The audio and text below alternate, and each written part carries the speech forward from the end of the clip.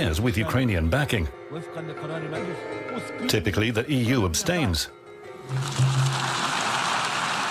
But with most countries voting in favor, the document is accepted, but it's only advisory.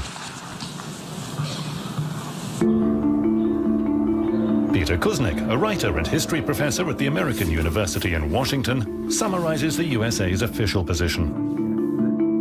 The United States says that we're not going to prevent freedom of speech. The United States says that even neo-Nazis have the right to speak and to assemble. A German journalist and filmmaker, Mark Bartelmeier, sees the Ukrainian and US positions differently. Das würden die Amerikaner niemals würden die das tun, diese Resolution annehmen. Und die Ukrainer schon gar nicht, weil sie würden damit verurteilen, was sie selbst tun. The modern Western world generally considers Hitler's Nazism to be something atypical of European democracies. The Führer's doctrine on superior and inferior races rather appeared out of thin air in Europe due to an unlucky turn of events. The prerequisites for it had never existed before.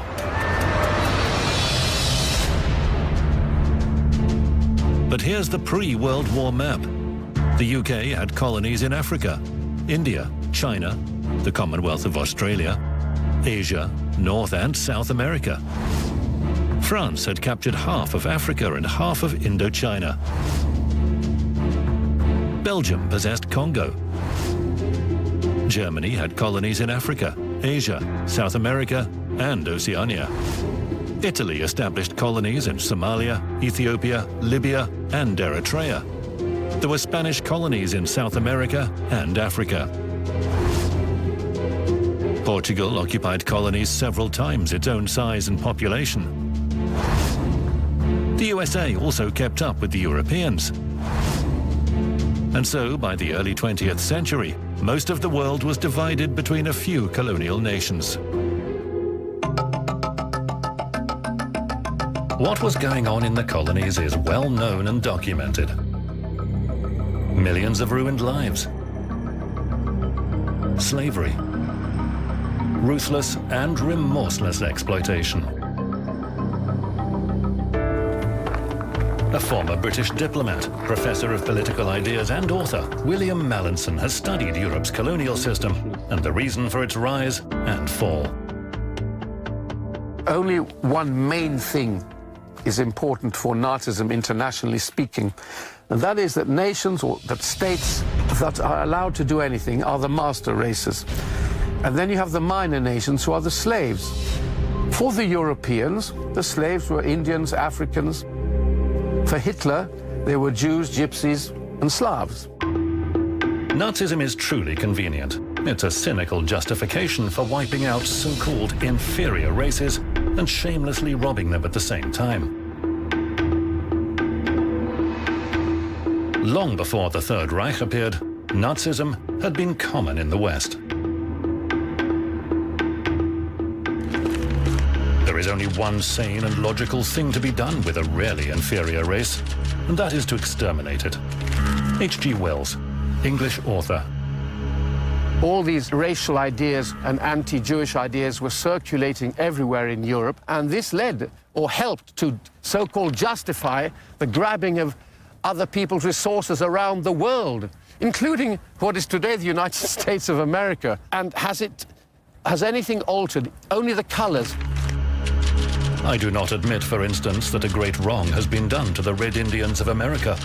A stronger race, a higher grade race, has come in and taken their place. Winston Churchill. The second quote refers to the genocide of Native Americans that continued for around 300 years. About 90% of the continent's indigenous peoples were wiped out. Counter-terrorist expert and former US Army analyst Scott Bennett investigates crimes against humanity. The American Indians were seen as a scourge, as a social pariah that needed to be expunged, expelled, and exterminated from much of the eastern seaboard. The elimination of so-called inferior races and extermination camps were typical of the West. Hitler had hardly come up with anything new. Bloemfontein, 1901, British concentration camp. Mauthausen, 1945, a Nazi extermination camp.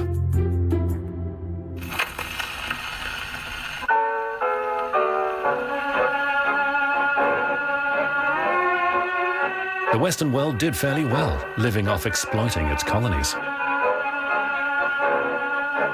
The British Empire was extremely profitable for the British. The French tried to copy.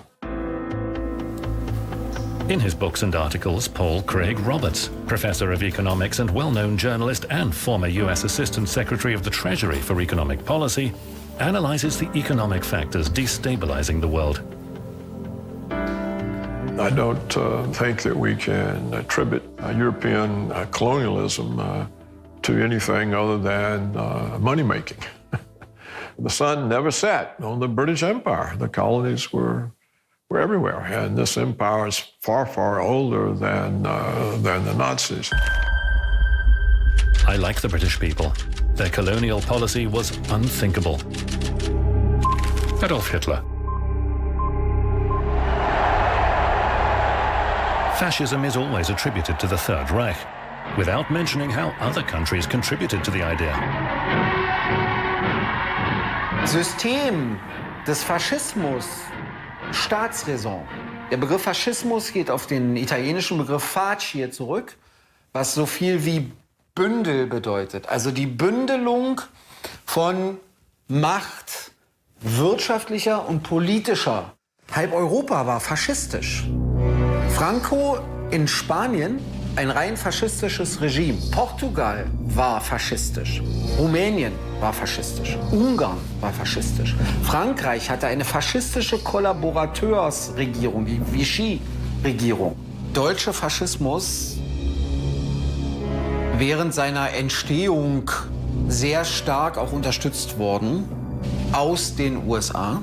Finanziert, gefördert hat Hitler oder wurde Hitler vom nationalen und internationalen Kapital. In his books, Anton Letzow, a history professor, gives a thorough analysis of the reasons that brought Germany to war.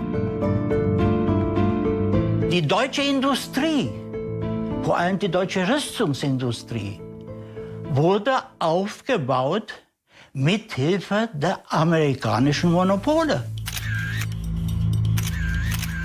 A lot of elements in Britain and France and the United States were pro-fascist, sympathetic to Hitler and to Mussolini.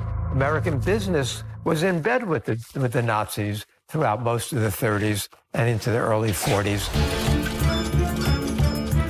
The Standard Oil Company sent crude oil to the Germans on a monthly basis and collaborated with IG Farben, the conglomerate that produced the Zyklon B gas used against people sent into the gas chambers. About half of Wehrmacht vehicles were produced by Opel, which was owned by the American company General Motors before 1940. Ford supplied the German army with motor cars and crude rubber.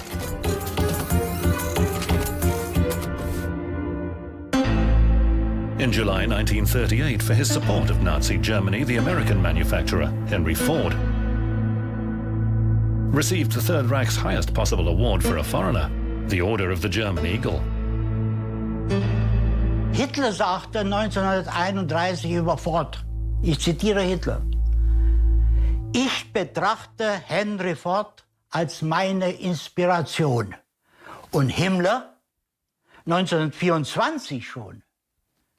Ford ist einer der wertvollsten, wichtigsten und geistreichsten Vorkämpfer. Die NSDAP wurde also stark finanziert, auch aus den USA, unter anderem von der Bank of America. Dort namentlich von einem Herrn Bush, dem Urgroßvater von George Bush, auch US-Präsident, alteingesessenen Familien in den USA, die ein Interesse daran hatten, dass Europa und auch die junge Sowjetunion in einen Krieg gestürzt werden. The 20th century saw a confrontation between two opposing systems, capitalism and socialism. The example of the Soviet Union that proclaimed equality of all nations and all classes of society posed a threat to capitalism. The United States and Great Britain were equally suspicious of the Soviet Union. It was communism. It was seen as a direct threat to the democratic capitalist systems in the West. And so they were as uneasy with the Soviet Union as they were with Germany. 1938. The Austrian Anschluss. The partition of Czechoslovakia by Germany, Poland and Hungary. The beginning of World War II. Having realized the danger in March 1939, the Soviet Union proposed an anti-fascist alliance to Western countries. The Soviets been trying to rally the West, make a stand with them against fascism. They opposed Munich. They opposed allowing Hitler into Czechoslovakia, but nobody would do that. So it wasn't just in 1939 when the Soviets proposed an alliance with Britain and France against Hitler. It had been actually throughout the last half of the 1930s that the Soviets were pushing for that. Had that happened, we could have stopped Hitler. We could have prevented the Holocaust.